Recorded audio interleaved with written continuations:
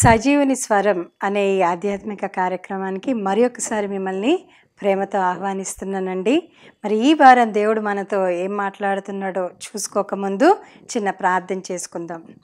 పరిశుద్ధుడా గొప్ప దేవా, మరి నా తండ్రి, గతించిన వారమంతా నీ కృపలో మమ్మల్ని క్షేమంగా ఉంచి నూతన వారంలోనికి అడుగుపెట్టి ఉంటుండగా దీవించండి, ఆశీర్వదించండి. నీ వాక్కు ద్వారా మాతో మాట్లాడి మమ్మల్ని బలపరిచి నడవవలసిన మార్గంలో మేము నడుచుటకు కృపను సహాయాన్ని అనుగ్రహించి నీ నామానికి మహిమను తెచ్చుకోమని నజరేయుడైన యేసుక్రీస్తు పరిశుద్ధ నామమున ప్రార్థన చేసి వేడుచున్నాను నా ప్రియ పరలోకపు తండ్రి, ఆమెన్. మరి ఈ వారం దేవుడు మనతో ఏం మాట్లాడుతున్నాడో చూసుకున్నట్లయితే, మరి యోహాను సువార్తలో నుంచి ఇంకొక అద్భుతాన్ని దేవుడు మన ముందుకి తీసుకొని వచ్చాడు. ఈరోజు అంశం ఏంటంటే స్వస్థపరచు దేవుడు.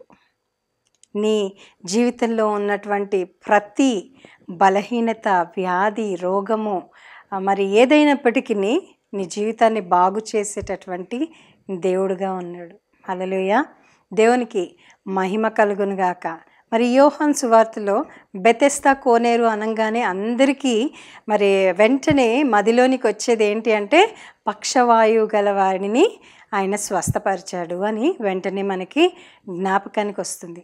అయితే బెతెస్దా అన్నటువంటి ప్రాంతానికి, ఆ పేరుకి ఉన్నటువంటి అర్థం ఏంటి అంటే హౌస్ ఆఫ్ మర్సీ, అంటే కృప పొందినటువంటి ఇల్లుగా, కనికరం పొందినటువంటి ఇల్లుగా ఆ యొక్క ప్రాంతానికి పేరు. ఆ యొక్క బెతెస్దా అన్న పేరుకి అర్థం కృప పొందినటువంటి స్థలంగా ఆ యొక్క బెతెస్దాని దేవుడు ముద్రించాడు, గుర్తించాడు.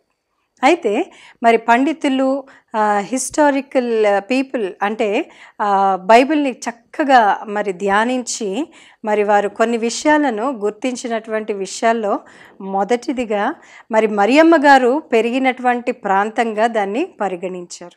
బెతెస్దా అనేటటువంటి ప్రాంతంలో మరియమ్మ గారు పెరిగినారు అని చెప్పేసి పండితులు చెప్తున్నారు. అయితే చూసుకున్నట్లయితే ఈ బెతెస్దా ప్రాంతంలో, బెతెస్దా కోనేటి దగ్గర, మరి గొర్రెల ద్వారము దగ్గర ఈ యొక్క బెతెస్దా కోనేరు ఉంది. ఈ కోనేరుకి 5 మండపాలు ఉన్నాయి.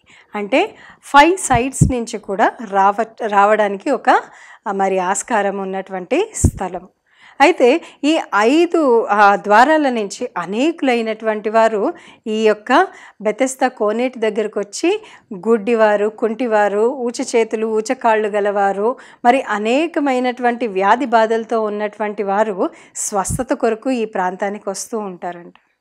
అయితే ఎక్కడైనా స్వస్థపరచు పర్ణశాల కానీ, స్వస్థపరచు దైవజనులు ఉంటే అక్కడికి అందరూ కూడా స్వస్థత కొరకే వెళ్తారు.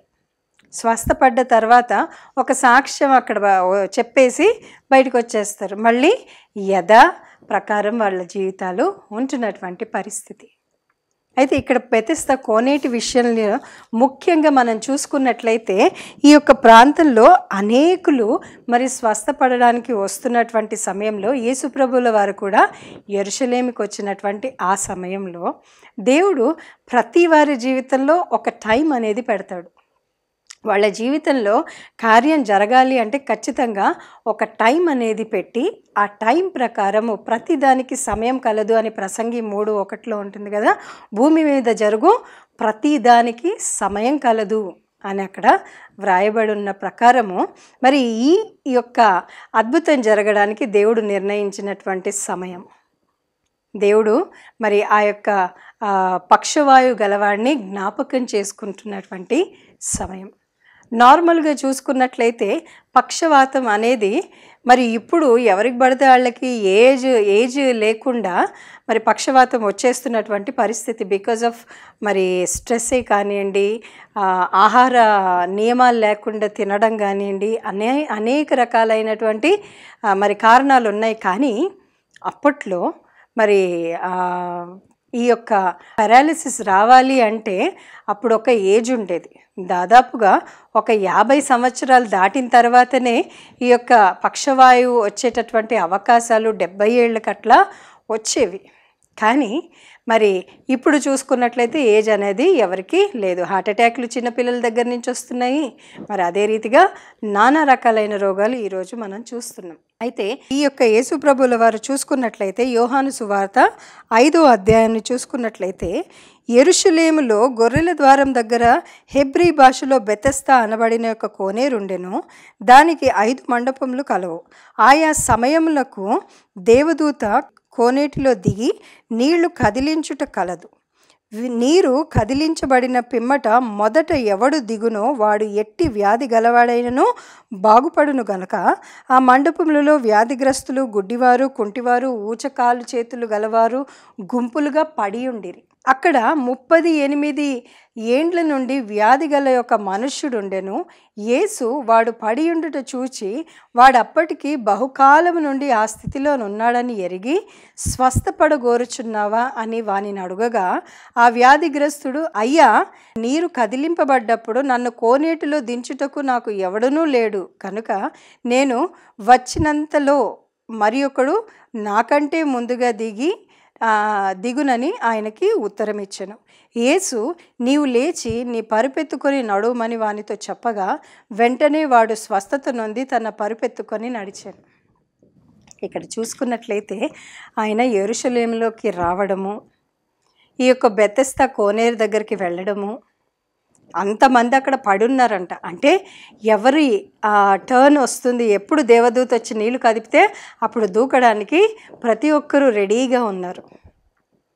అటువంటి పరిస్థితిలో ప్రతి ఒక్కరూ రెడీగా ఉన్నారు అంటే వాళ్ళ సహకారులు, సహాయము కలిగినటువంటి వారు, సహాయము చేసేటటువంటి వారు వాళ్ళ చుట్టుప్రక్కలే ఉన్నారు. కానీ మనం చూసుకున్నట్లయితే ఈ యొక్క వ్యాధిగ్రస్తుడికి, ప్యారలైజ్ అయిపోయినటువంటి ఈ వ్యక్తి 38 సంవత్సరాలుగా ఉన్నాడంట. అయితే మనం ఒక్కసారి ఈ సినారియోని మనము పిక్చరైజ్ చేసుకొని ఆలోచించి చూసినట్లయితే ప్రతి ఒక్కరికి ఎవరో ఒకళ్ళు ఉన్నారు. కానీ గుడ్డి వాళ్ళని తీసుకెళ్ళొచ్చు, కుంటి వాళ్ళని తీసుకెళ్ళొచ్చు, వ్యాధిగ్రస్తులు అటో ఇటో పట్టుకొని వెళ్ళొచ్చు. కానీ ప్యారలైజ్ అయిపోయినటువంటి పక్షవాయువు గలవాడి బలము, శరీర బలము చాలా ఎక్కువగా ఉంటుంది. ఎందుకంటే తనలో ఎటువంటి బలము ఉండదు కాబట్టి తనని ఎత్తేవాళ్ళు రెండింతల బలం కలిగి ఆ వ్యక్తిని ఎత్తాల్సినటువంటి పరిస్థితి. కాబట్టి ఈ యొక్క పక్షవాయువు గలవాడు మరి సహాయం లేక 38 సంవత్సరాల నుంచి అక్కడే పడున్నాడంట. అంటే మన జీవితంలో కూడా చూసుకున్నట్లయితే కొన్ని సంవత్సరాలుగా మనని పట్టి పీడిస్తున్నటువంటి బాధలు, వ్యాధులు, శ్రమలు, మరి ఇంకా ఎన్నాళ్ళు ప్రవ్వా అనేటటువంటి నిస్సహాయ స్థితి, మరి ఇంతేలే నా జీవితం ఇంతేలే అనుకున్నటువంటి పరిస్థితులు ఎన్నో ఎన్నో మన జీవితంలో ఉంటాయి కదా. ఇది కాదు లేదు అనడానికి లేదు. ఎందుకంటే ప్రతి ఒక్కరి జీవితంలో ఇటువంటి పరిస్థితి ఖచ్చితంగా ఉంటుంది, వస్తుంది. అయితే ఈ యొక్క పరిస్థితిలో దేవుడు కొన్నిసార్లు మనని కనికరించి 38 సంవత్సరాలు అంటే ఆ వ్యక్తి 50 ఏళ్ల కిందాక మాట్లాడుకున్నట్టు ఓ 50 ఏళ్లకి పక్షవాయువు కలిగినటువంటి పరిస్థితిలో పడిపోయాడు. మరి అక్కడి నుంచి 38 సంవత్సరాలు అంటే 38 సంవత్సరాలు అంటే నాకు ఒక మాట జ్ఞాపకం వచ్చింది. యేసు ప్రభువుల వారు 30 సంవత్సరాలకి ఆయన సేవలోనికి వచ్చాడు. 3.5 సంవత్సరాలు పరిచర్య చేశాడు. మొత్తం బ్రతికినన్ని రోజులు 33.5 సంవత్సరాలు ఆయన ఈ భూమి మీద బ్రతికారు, పరిచర్య చేశారు. మరి ఆయన పుట్టక మునుపు నుంచి ఈ వ్యక్తి అక్కడ పడున్నాడు. చూసారా? అంటే శాపం అనేది దేవుడు మన జీవితంలోనికి రాకముందు నుంచే మనల్ని ఏలుతున్నది అని దీనికి అర్థం. ఒకసారి ఆలోచించండి.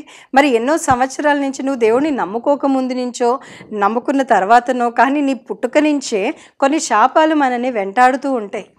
తల్లిదండ్రులు చేసిన పాపాలు, తాత పితరుల నుంచి వచ్చినటువంటి శాపాలు మనల్ని పట్టి పీడిస్తూ, మరి ఎవడైతే నా ఆజ్ఞను గైకొని దాని ప్రకారం ప్రవర్తించునో 1000 తరాల వరకు ఆశీర్వాదం వాడికి కలుగును. ఎవరైతే నన్ను వెంబడించకుండా అంటే ఆయన తృణీకరించినటువంటి వారికి 4 తరాల వరకు ఆ శాపం ఉండును అని చెప్పారు కదా. మరి అదే రీతిగా మరి అటువంటి శాపము మన మీద ఉందేమో కదా, ఈ వ్యక్తి మీద అటువంటి శాపం, అటువంటి పాపం ఉందేమో. మరి ఏమో అంటున్నాను అంటే మరి దానికి స్పెసిఫిక్గా ఇక్కడ రాయబడలేదు, కానీ 38 సంవత్సరాల నుండి అంటే యేసు ప్రభు మరి భూమి మీదకి రాకముందు నుంచి ఆయన ఆ శాపముతో ఉన్నాడు. మరి నిస్సహాయ స్థితి, బలహీనతలు, అప్పుల సమస్యలు, వ్యాధులు ఇవన్నీ ఊరికే రావండి. దేవుడు ఏది కూడా ఊరికే అనుమతించడు. అయితే ఈ వ్యక్తి యేసు ప్రభువుల పుట్టక ముందు నుంచే ఈ యొక్క శాపాన్ని మోస్తున్నటువంటి పరిస్థితి. 4 తరాల వరకు ఈ యొక్క శాపం ఉంటుంది అని ఊరికే అనలేదండి. ఎందుకంటే మనము ఇప్పుడు మన పితరులు అంటే తాతగారి నుంచి వచ్చినటువంటి శాపము తండ్రి గారి మీద ఉంటుంది, తండ్రి గారి మీద నుంచి వచ్చిన శాపం బిడ్డల మీద ఉంటుంది, బిడ్డల మీదకి వచ్చినటువంటి శాపం మనవాళ్ళు మనవరాళ్ళ మీద ఉంటుంది. అక్కడికి క్లోజ్ అయిపోతుంది. కానీ అది ఇంకా కంటిన్యూ అవుతున్నది అంటే కారణం ఏంటి అంటే ఆ తాత చేసిన శాపం మనవాడి దాకానే వస్తుంది, కానీ ముందుకెళ్ళదు. కానీ ఆ తాత కుమారుడు చేసిన పాపము మరి మనవాడికి కొడుకు దాకా కంటిన్యూ అవుతుంది. అదే రీతిగా మనము గుర్తించినటువంటి విషయాలు ఏంటి అంటే మన జీవితంలో కూడా మనము శాపము వస్తుంది అని గుర్తించకుండా ఎన్నో విషయాలు మన సొంత ఆలోచనలు వెక్కసమయ్యేదాకా మన క్రియలు చేస్తూ ఉంటాం. వెక్కసమయ్యేదాకా మనము మన ప్రవర్తన విషయంలోనూ మన జీవితం విధానం విషయంలోనూ ఏ విషయంలోనూ కాంప్రమైజ్ అవ్వము. ఎందుకంటే ప్రతిదీ మనకి ఈజీగా అయిపోవాలి, కష్టం వద్దు.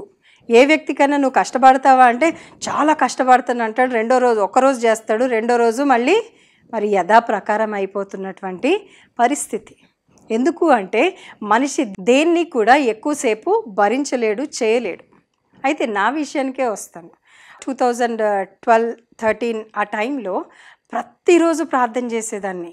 అంటే ఇప్పుడు చేయట్లేదా కాదు, ప్రతిరోజు దేవుడిని ఒక వరం అడిగేదాన్ని. ప్రభా నువ్వు నాకు ప్రత్యక్షమవు ప్రభా, నేను నిన్ను చూడాలనుకుంటున్నాను ప్రభా, ప్రతిరోజు అడిగేదాన్ని. ప్రభా నిన్ను ముఖాముఖిగా చూడాలనుకుంటున్నాను ప్రభా అని ప్రతిరోజు అడిగేదాన్ని. అటువంటి సమయంలో మరి నాకు ఒక కళ వచ్చింది. ఆ కళ ఏంటి అంటే లోకరీతి అయినటువంటి కళ. లోకంలో నా మంచి పేరు ప్రఖ్యాత కలిగినటువంటి ఐశ్వర్య రాయ్ అనగానే అందరికీ గుర్తొస్తుంది కదా, అందరికీ తెలిసినటువంటి వ్యక్తి. మరి ఐశ్వర్య రాయ్ అంట మా ఇంటికి వచ్చిందంట. అంటే మా ఇంటికి వచ్చి సడన్గా నా ఎదురుకుండా వచ్చి నిలబడి నేను ఈరోజు మీ ఇంట్లో ఉండాలనుకుంటున్నాను అని చెప్పేసి, అంటే నేను స్టన్, ఈవేంటి మా దగ్గర రావడం ఏంటి, నాతో ఉండడం ఏంటి అని చెప్పి చక్కగా ఆమె ఇంట్లోకి వచ్చింది. ఇంట్లో మనిషిలాగా తిరుగుతుంది.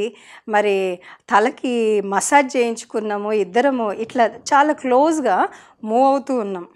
కానీ ఒక పూట గడిచింది, పొద్దున్న వచ్చింది, ఓ పూట గడిచింది, రెండో పూటకి నార్మల్ అయిపోయింది, మూడో పూటకి అంతేలే ఐశ్వర్యరాయ్ కదా ఏముంది, నాకు ఫ్రెండ్ అయిపోయింది, అంతే, ఇంకేం లేదు, ప్రత్యేకత ఏముంది అని చెప్పేసి మరి ఆమెను గురించి నా ఒక్క ఆలోచన విధానము వెంటనే మారిపోయింది.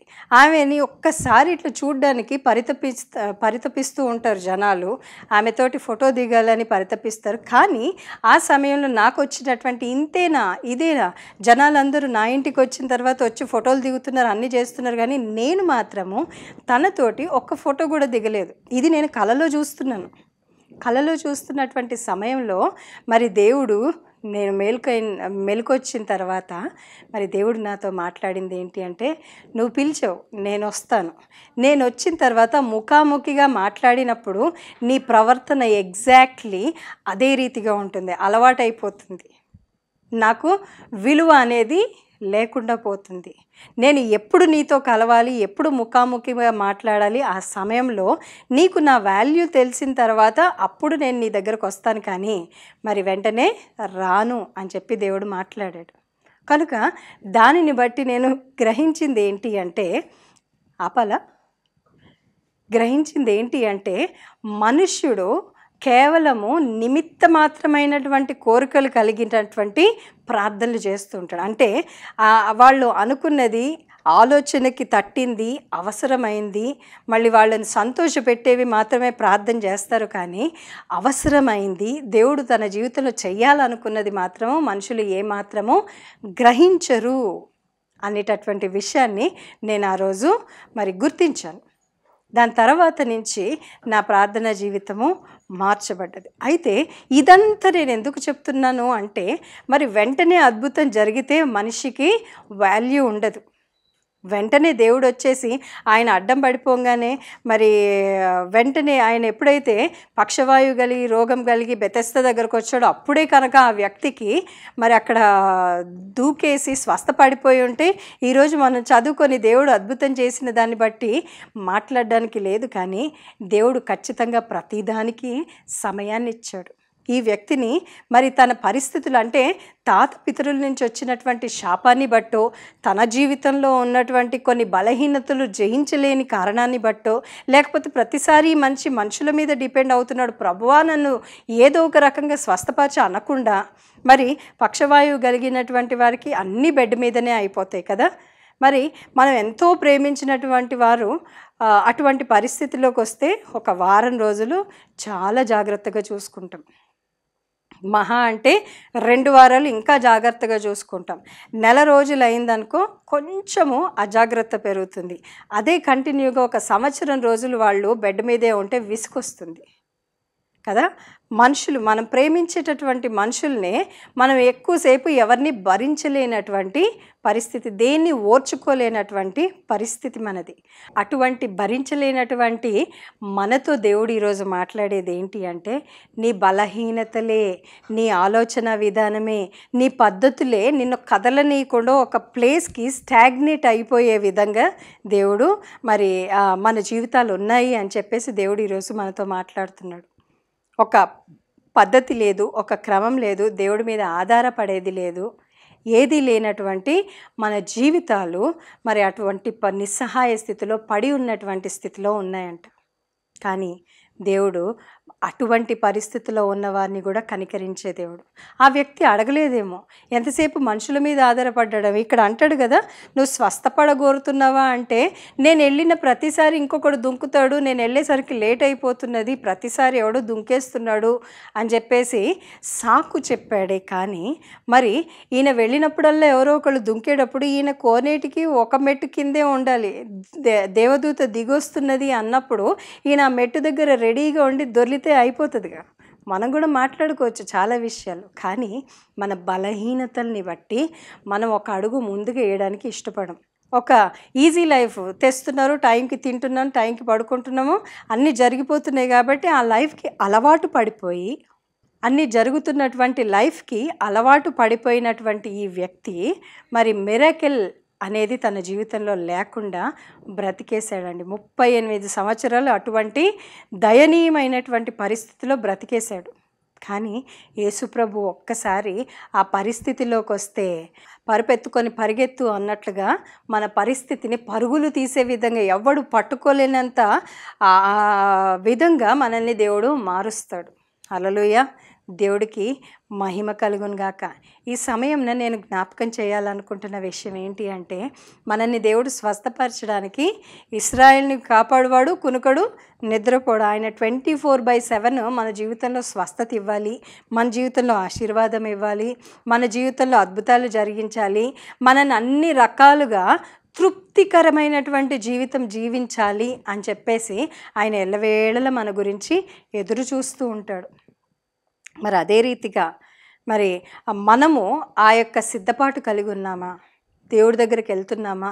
లేకపోతే ఈ బెతెస్దా కోనేరు దగ్గర కుంటి సాకులు చెప్పుకుంటూ సిద్ధపాటు లేకుండా ఈజీ లైఫ్కి అలవాటు అయిపోయి, మరి స్వస్థత అయితే కావాలి కానీ నా వంతు ప్రయత్నం నేనేం చేయను అన్నట్టు పడిన దగ్గరే పడిపోయి, మరి ఎటువంటి మార్పు లేనటువంటి ఆలోచన విధానము, పద్ధతులు, మాటలు, క్రియలు కలిగి ఉన్నామా?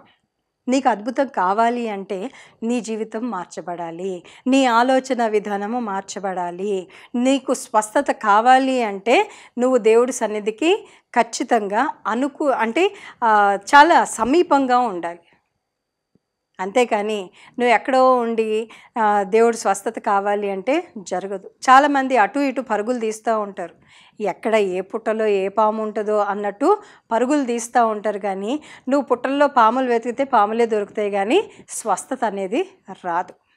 కనుక దేవుడి సన్నిధికి వచ్చిన వారు ఆయన ఉన్నాడనియు ఆయన క్రియ చేయ సామర్థ్యం కలిగినటువంటి దేవుడనియు నమ్మి విశ్వసించి రావాలి. కానీ ఏదో స్వస్థపడడానికి వచ్చి స్వస్థత అయిపోగానే వెళ్ళిపోయి మళ్ళీ మా దేవుళ్ళని మేము మొక్కుకుంటాము, మా పద్ధతులు మేము పాటిస్తాము అని చెప్పేసి మరి అనేకులు వెనుదిరిగి వెళ్ళిపోతున్నటువంటి పరిస్థితి.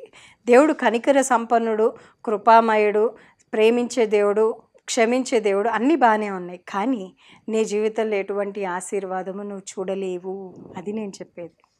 దేవుడు స్వస్థత అయితే నీ జీవితంలో ఆ టైంకి పనిచేస్తుందేమో, కానీ ఒకవేళ నువ్వు కానీ మరి లోకరీతి అయినటువంటి ఆలోచనలు కలిగి పద్ధతులు కలిగి మరి లోకాన్ని వెంబడించినట్లయితే నీ జీవితంలో స్వస్థత అనేది వచ్చినా అది ఎక్కువ రోజులు ఉండదు, ఎక్కువ రోజులు పని చేయదు. నాకు తెలిసిన కొంతమంది ఉన్నారు అట్లా.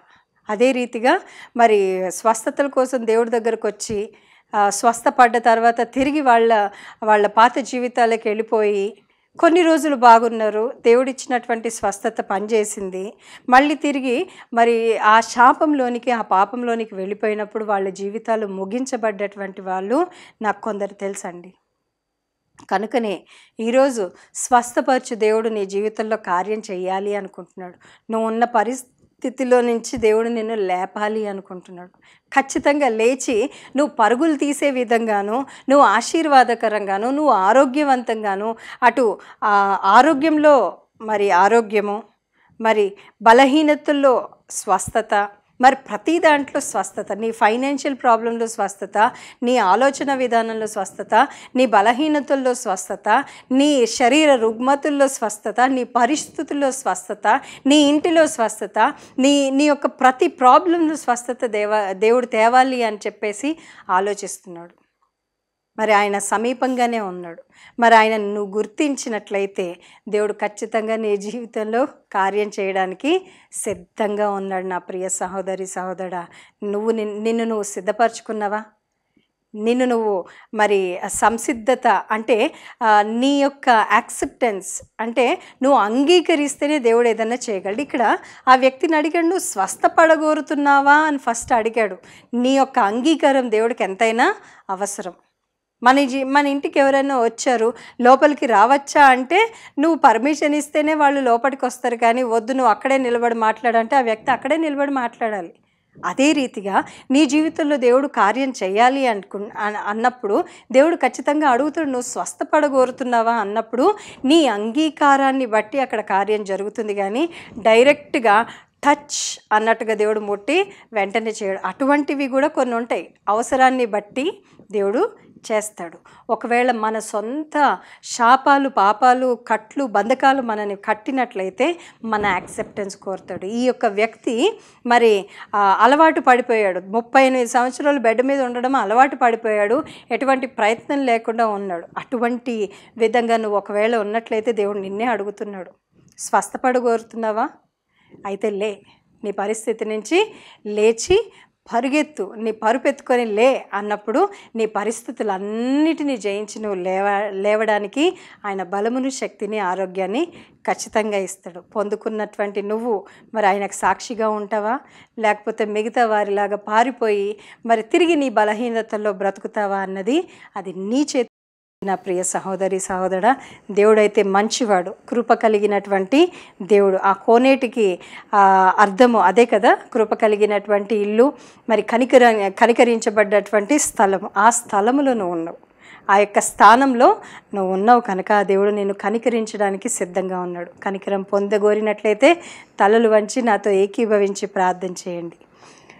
పరిశుద్ధుడా, గొప్ప దేవా, ఇంతవరకు నువ్వు మాట్లాడిన ప్రతి మాటను బట్టి వందనాలు చెల్లిస్తూ, అయ్యా మేము స్వస్థపడగోరుతాము కానీ మాలో ఎటువంటి నా తండ్రి సిద్ధపాటు అనేది కానీ మరి బలహీనతలను జయించేటటువంటి నా తండ్రి స్వభావము కానీ మాలో లేకుండా కేవలము అద్భుతం మాత్రం కావాలి అని ఎదురు చూసేటటువంటి స్వభావం కొందరిలో ఉంటుంది కనుక మమ్మల్ని క్షమించండి, స్వస్థపరచండి, మా పరిస్థితులను మార్చండి, మా జీవితాలను మార్చండి, మరి మా యొక్క వ్యాధి బాధ మరి నా తండ్రి సమస్తాన్ని తీసివేసి మా జీవితాలు సంపూర్ణ సంపూర్ణమైనటువంటి స్వస్థత, విడుదల, ఆరోగ్యము కలిగి జీవించు కృపా సహాయం అనుగ్రహించమని, మేము స్వస్థపడ్డ తర్వాత, మా జీవితాల్లో మార్చబడ్డ తర్వాత అనేకులు దాన్ని గుర్తించే విధంగా మా జీవితాలను మార్చి నీ నామానికే మహిమను తెచ్చుకొనమని, సమస్త స్తుతి ఘనత మహిమ ప్రభావంలో నీకే ఆరోపిస్తూ నజరేయుడైన యేసుక్రీస్తు పరిశుద్ధ నామమున ప్రార్థన చేసి వేడుచున్నాను నా ప్రియ పరలోకపు తండ్రి, ఆమెన్. దేవుడు మిమ్మల్ని దీవించుడుగాక. తిరిగి వచ్చే వారం కలుసుకునేంత వరకు దేవుడు మీకు తోడైండును గాక. Amen. Praise Lord. God bless you all.